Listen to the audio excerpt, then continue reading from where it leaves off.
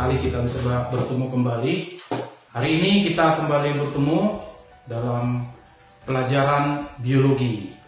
Nah, pada video sebelumnya kita sudah belajar materi biologi bab yang pertama, yaitu tentang biologi sebagai ilmu pengetahuan tentang makhluk hidup.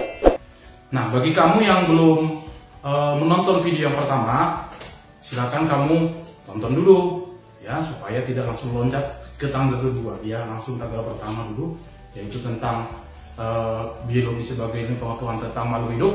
Dan hari ini barulah kita masuk bab yang kedua. Nah, bab yang kedua ini judulnya adalah keanekaragaman makhluk hidup di Indonesia. Nah, adapun tujuan pembelajaran kita seperti yang sudah tertulis di bawah ini, bisa kamu baca ya. Nah, bagi kamu yang baru pertama kali menonton channel ini dan belum mensubscribe, silakan kamu subscribe dulu channel ini, karena channel ini adalah channel yang akan memberikan materi pembelajaran yang sangat tepat, yang sangat baik untuk kamu gunakan dalam proses belajar daring. Ya, jadi saya akan mengirim materi pembelajaran secara berkala, bab demi bab, khususnya untuk materi pelajaran biologi. Jadi jangan lupa subscribe dulu dan jangan lupa klik tombol loncengnya agar setiap materi yang baru langsung dapat pemberitahuan kepada kamu, sehingga kamu langsung orang yang pertama bisa menonton materi pelajaran tersebut.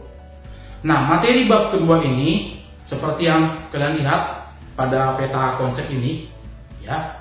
Di sini bisa kita lihat bahwa materi ini kita bagi menjadi 3 kelompok materi, yaitu yang pertama itu adalah berbagai tingkat keanekaragaman hayati ya, dimana di sana nanti kita akan mengenal ada tingkatan-tingkatan dari keanekaragaman tingkat gen ya, keanekaragaman jenis, hingga nanti keanekaragaman ekosistem. Nah, materi yang kedua di sini nanti kita akan membahas tentang ancaman bagi keanekaragaman hayati itu. Nah, keanekaragaman itu nanti saat ini sudah berkurang sekali ya. Apa penyebabnya? Sehingga makhluk yang dulu banyak sekarang sudah berkurang, bahkan ada yang sudah terancam punah. Nah, yang ketiga, kita juga akan membahas nanti di bagian yang ketiga ini, itu adalah tentang upaya apa yang dilakukan untuk mengatasi ya kondisi tadi, atau upaya-upaya untuk melestarikan keanekaragaman hayati. Oke, langsung kita mulai. Kita masuk langsung materi yang pertama, subtop yang pertama, yaitu adalah berbagai tingkat keanekaragaman hayati. Nah, tetapi agar kita tidak gagal paham tentang apa artinya keanekaragaman hayati, kita bahas dulu apa pengertian keanekaragaman hayati itu ya. Keanekaragaman hayati adalah keseluruhan atau totalitas variasi yang meliputi variasi bentuk, variasi penampilan, warna, jumlah, karakteristik yang terdapat pada berbagai tingkat keanekaragaman, mulai dari tingkat genetik, tingkat jenis, bahkan sampai tingkat ekosistem. Nah, itulah yang dimaksud dengan keanekaragaman. Nah, dari pengertiannya tadi, kita bisa melihat bahwa di situ ada 3 tingkatan keanekaragaman. Ada tingkatan keanekaragaman tingkat gen atau genetik. Yang kedua, tingkat keanekaragaman dalam tingkat jenis atau spesies. Yang ketiga adalah keanekaragaman pada tingkat ekosistem. Nah, sekarang kita bahas dulu satu persatu apa maksudnya keanekaragaman pada setiap tingkatan-tingkatan yang sudah kita sebutkan tadi. Oke, kita mulai yang pertama ya. Keanekaragaman hayati pada tingkat gen. Keanekaragaman hayati tingkat gen adalah variasi yang terdapat pada organisme yang satu jenis. Ingat ya, kata kuncinya keanekaragaman dalam satu spesies, satu jenis makhluk hidup. Misalnya mangga, ya, Magnifera indica, ya, dia punya satu jenis, tetapi dia bisa kita temukan banyak variasinya. Misalnya ada mangga harum manis, ada mangga golek, gitu ya, ada mangga toba, gitu ya. Itu semua mangga punya variasi-variasi di dalam spesiesnya. Nah, contoh lain, misalnya ayam. Kita mengenal ada ayam kampung, ada ayam ras, ada juga ayam siam. Ya. Nah, ayam tadi itu semua punya spesies yang sama, tapi kalau kita perhatikan ada variasi pada spesies yang sama tadi. Misalnya baik dari warnanya, ya, ukurannya, ya, bahkan tingkah lakunya juga agak berbeda, ya. Nah, itu merupakan variasi pada tingkat genetik. Nah, mungkin kamu sudah tahu apalagi kira-kira contohnya, ya. Nah, kita lanjutkan. Yang kedua, keanekaragaman tingkat jenis. Nah, ini adalah variasi-variasi yang terdapat pada makhluk hidup antar jenis atau antar spesies dari suatu famili. Jadi familianya bisa sama, tetapi nanti spesiesnya bisa berbeda, sehingga mereka punya kemiripan, tapi sebenarnya spesiesnya berbeda. Contoh, ya, contohnya kita bisa lihat antara keluarga kucing, misalnya kan, keluarga kucing apa saja di dalam itu jenisnya. Ada kucing, harimau, singa, ya, panter.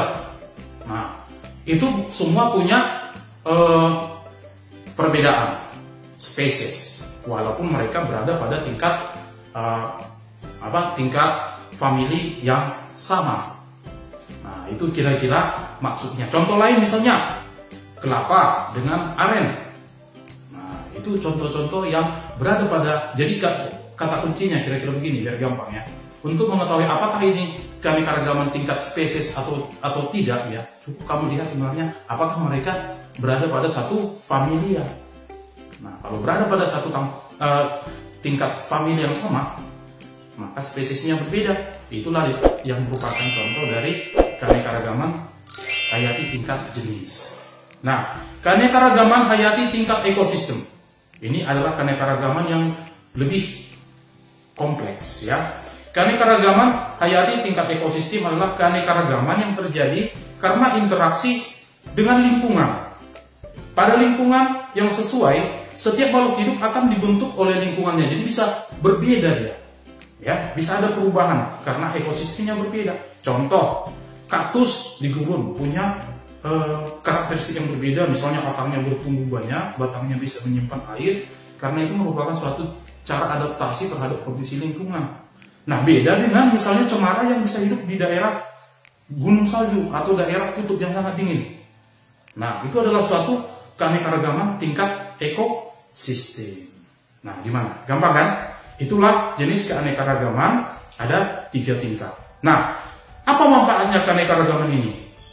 Nah, coba bayangkan misalnya kalau di dunia ini hanya satu macam ayam, ya, hanya satu macam anjing misalnya kan. Nah, tentu tidak indah, ya. Keanekaragaman ini menyebabkan suatu kekayaan alam yang sangat besar, ya, yang sangat bernilai.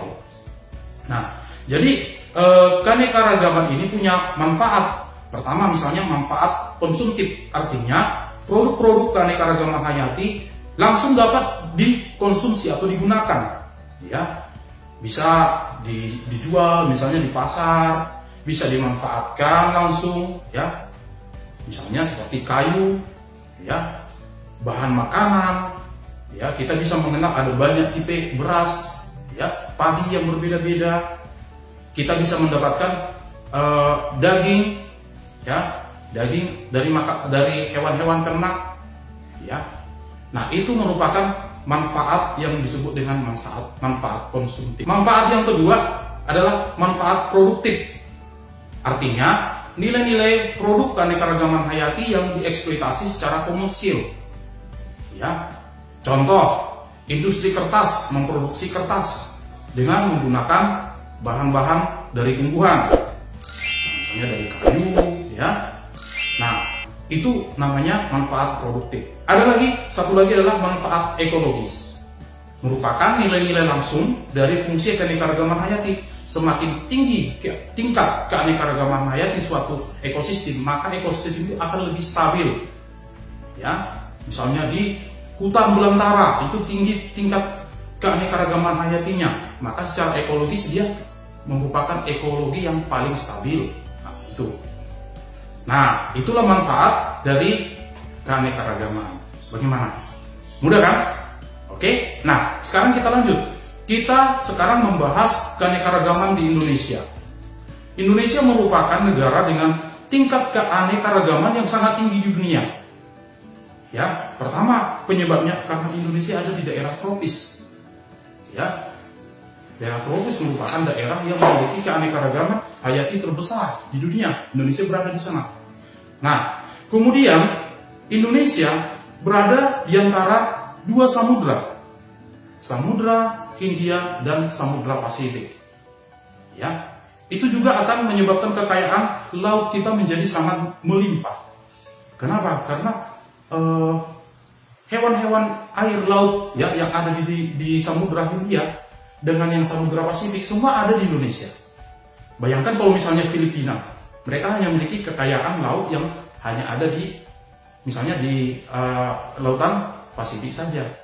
Tapi karena kita daerah Indonesia yang luas ini, kita berada di antara dua samudra, sehingga kekayaan laut kita menjadi sangat tinggi. Ya. Yang kedua adalah karena Indonesia berada di antara dua benua, benua Asia dan benua Australia. Asia yang berada di daerah barat Indonesia dan Australia di daerah timur Indonesia. Ini akan menyebabkan kekayaan flora dan fauna kita menjadi sangat berbeda dengan negara-negara lain. Misalnya kalau Malaysia, mereka tidak punya kekayaan keanekaragaman seperti yang ada di Australia. Ya.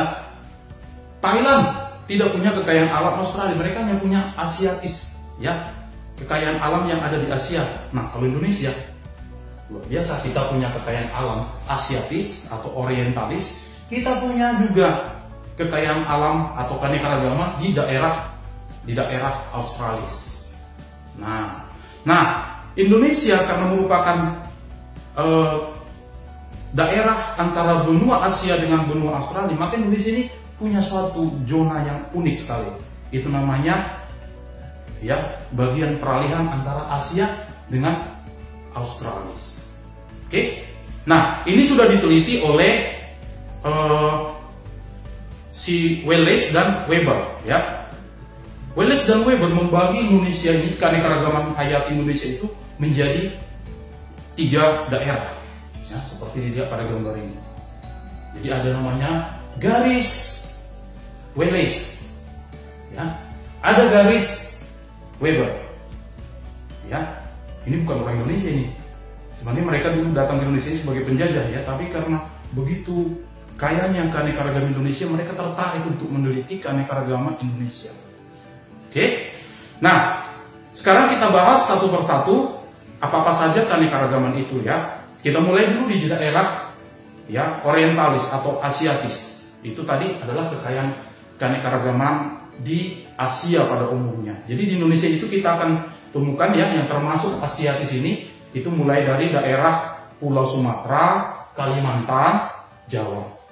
Ya, ini adalah pulau. Ini adalah pulau yang merupakan wilayah Asiatis atau Orientalis. Hewan-hewan yang umum kita temukan di sini seperti keanekaragaman primata, kera, orangutan, monyet, ya, gajah, mamalia besar. Gajah di Indonesia ada sampai ke Thailand, dia banyak. Ya, itu adalah ciri khas dari Asia. Indonesia punya gajah, ya. Nah, kemudian harimau. Nah, itu ciri-ciri Asiatis ya, ada di Indonesia semua. Nah, kemudian kita masuk ke kekayaan keanekaragaman yang wilayah Australis. Australis ini karena negara kita itu berdekatan ke benua Australia, maka kita memiliki kekayaan alam yang dimiliki oleh orang Australia. Jadi kalau orang Australia misalnya mengatakan, kami kaya loh, keanekaragaman kami. Ada kanguru, nanti dulu. Indonesia juga punya hewan-hewan berkantung seperti kanguru, koala, ada cendrawasih yang khas hanya ada di daerah Australis, ada di Indonesia. Itulah kekayaan alam kita, ya, keanekaragaman kita yang luar biasa. Kemudian ada satu keunikan Indonesia, itu adalah wilayah peralihan meliputi Sulawesi, Lombok, Sumbawa. Ini adalah daerah-daerah peralihan. di sini kita akan menemukan keunikan keanekaragaman Indonesia yang tidak ditemukan di Asia, tidak ditemukan di Australia. Kita punya sesuatu yang unik di sini. Apa saja yang termasuk fauna yang ada di sini? Yang unik itu kita mengenal ada hewan-hewan endemik Indonesia seperti babi rusa, ya, maleo. Nah, itu hewan-hewan yang langka yang ada di Indonesia, tidak ditemukan di negara lain, di negara manapun, ya. Itu adalah kekayaan keanekaragaman kita. Nah, bagaimana? Bangga nggak sebagai warga negara Indonesia dengan keanekaragaman hayatinya yang sangat tinggi? Nah, harusnya kita bangga dan kita patut untuk menjaga keanekaragaman ini. Nah, cuma